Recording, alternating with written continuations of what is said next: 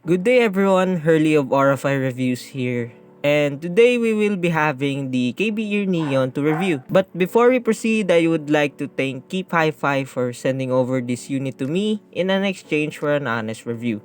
Rest assured that this will not affect my thoughts and opinions regarding with this IEM. With that out of the way, let us proceed to the packaging and accessories. The KB Ear Neon's box reminded me of Cyberpunk 2077 due to its flashy neon vibes. Opening the box reveals the IEMs itself, additional two pairs of ear tips, foam tips, its soft, light cable, some documentation, and a hard case.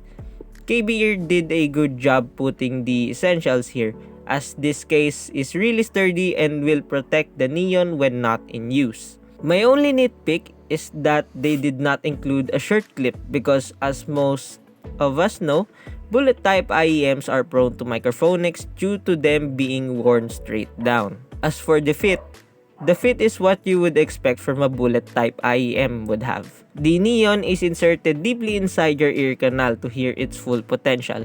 Etymotic users, particularly Eti heads, know this feeling and will get used to it right away.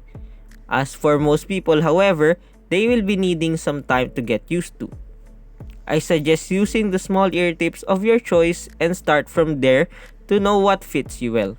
The sound of the KB Ear Neon is presented in a neutral mid-centric manner.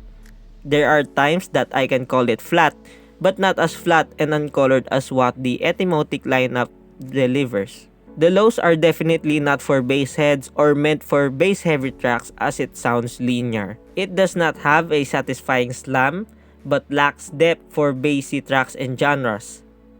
The decay leans to a faster side of spectrum and never sounded distorted, even to most BCS and bassy tracks I've tested with it. Moving on to the mids is elevated, free from any mid-bass bleed, which is good, and is the highlight of the neon. The vocals of this IEM never sounded too much or lacking, it hits the presentation right. Lower mids exhibits good depth, thickness, and extension despite it being a full-range one balanced armature IEM per side. They never sounded like what you hear on most IEMs within this price point. Upper mids are nearly the same as the lower mids in terms of the level of forwardness, but experience a bit of veil on some tracks, especially when underpowered. That experience reminds me of my experience with the Tri-Meteor, which I have reviewed before, when I did not pair it properly with my first R with it. I'm happy to tell you that they never sounded thin or sibilant at all, which is a really good sign for vocal-oriented tracks and pieces. The treble on the neon is almost linear, with below average extension for me. It isn't rolled off in my experience by any means, but it will be lacking for those people who want that additional brightness or presence to their sound. Detail retrieval is average with good presentation of nuances or micro details in tracks. Moving on to the technicalities, the soundstage of the KB Ear Neon is average in terms of expansion. It is quite immersive as well, maybe due to its deep insertion requirement. It can sound wide by making the fit shallow instead of inserting it deep to your ear canal, but it will affect the depth, not immersive, and can make the mids pushed back a little bit.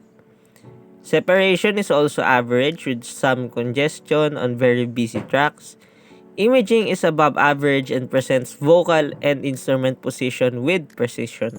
With that being said, should you buy the KB Ear Neon? Well, you have to ask yourself first if you prefer a deep fit and insertion. If you are fine with that type of fit, then I can recommend this to you because it really excels in the vocal and instrument-oriented tracks and pieces. The sound of the KB Ear Neon isn't what you usually hear in its price range under $50. In an IEM market full of bassy, fun-sounding IEMs, the KB Ear Neon presented itself uniquely while not sacrificing too much both of its tonality and technicality. And that ends my review. If you have any questions or inquiries, kindly comment it in the comment section below. You may like this video and subscribe to my channel or not, it really depends to you. Thanks for watching and see you on the next one.